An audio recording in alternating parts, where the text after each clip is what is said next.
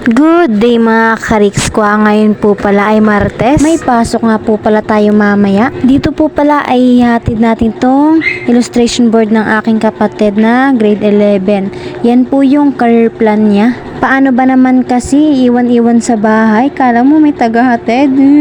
Joke lang.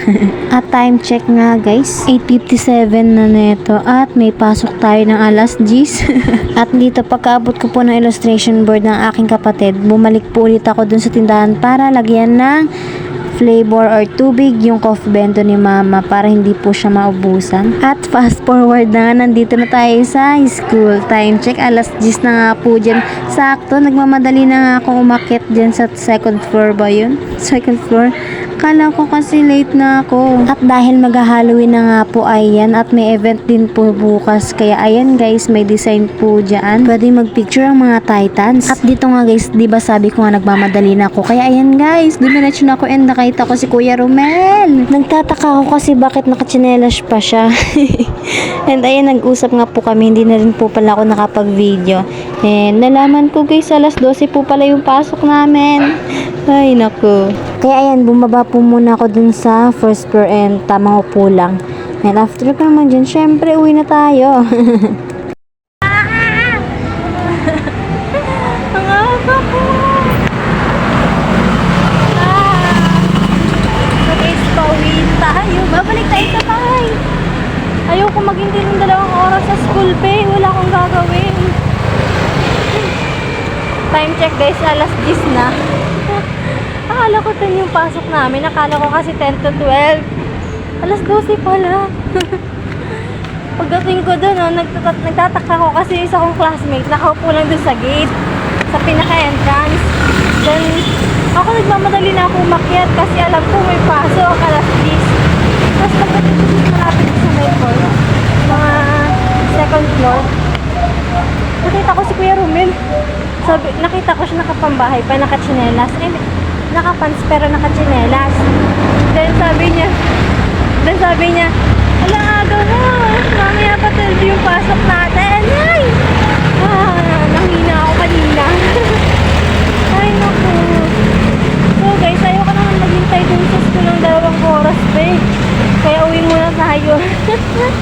Grabe kanina, nagmamadali pa ako. Ay. So guys, update ko na lang kayo pag nasa bahay na ako. At eto na nga guys, nandito na tayo sa Makawili. So eto na nga guys, ang ganap pag-uwi ko ng bahay. Dahil maaga pa naman, ayan, nagkilos-kilos muna si ate niya.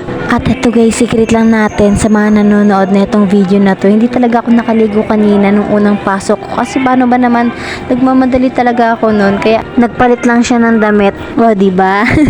Pero yan guys, nakaligo na ako. At syempre, sinuot ko lang din po itong suot ko kanina. Sayang naman. Dagdaglaban. Joke lang. Pero totoo yun. Talaga yun. Narinig niyo yung ingay ng mga tricycle guys. Grabe, buti nakaahon. At dito nga mga kariks ko, pag lalabas ka ng Vista Verde and labas mo naman is Kaibiga, aahon ka talaga. Mahirap umahon pag nakabike dito, grabe. At ito nga si ate nyo may naisip na challenge. Ito yung una kong gagawing challenge para sa mga viewers ko na nakakapanood na itong vlog ko syempre. At sa mga biker na nakakapanood na ito. So ito na nga yung challenge ko. Kung sino po yung makaahon gamit ang bike dyan, ayan, syempre may premyo tayo. Pero dahil wala pa naman po tayong sahod or wala pa tayong ganun kalaking pera, bibigyan ko siya ng 100. Ay, joke lang, 50 lang pala. Sure yun guys, 50 pesos sa makakaahon gamit ang bike. So, paano ko nga po ba malalaman kung sino nga po ba yung makakaahon gamit ang bike? So, ang gagawin nyo lang po ay, syempre, mag-video po kayo and i-PM nyo lang po sa akin. Kung sino po yung unang magsisend sa akin ng video habang nagbabike siya pa akyat. So, ayun na yung ano natin. Ibigyan natin siya ng 50 pesos. Pero pag wala na namang nakagawa, Okay din. Pambaon ko na lang yun. So, ayun na nga, balik na tayo sa vlog ko. Ayan, naubos na ako ng video.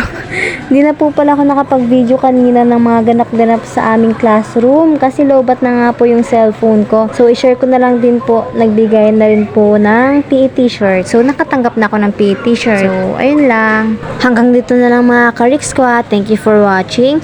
God bless and kita-kits po sa susunod na vlog. Bye-bye. Update na lang po kung may nakagawa ng challenge ko.